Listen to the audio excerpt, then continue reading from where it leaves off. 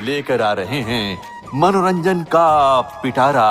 का इहिला कही मया तोर खून के ज्यादा जरूरत देश लहे। आज वो दिन आ गए, मोला जायला पड़ी थे। अपन ख्याल रख बे। हम भारत देश के बहादुर सैनिकन जो दुश्मन के सीना चीर के ओकर कलेजा बाहर निकाल लेते। और जरूरत पड़ी तो भारत माता के मान बचाए बर।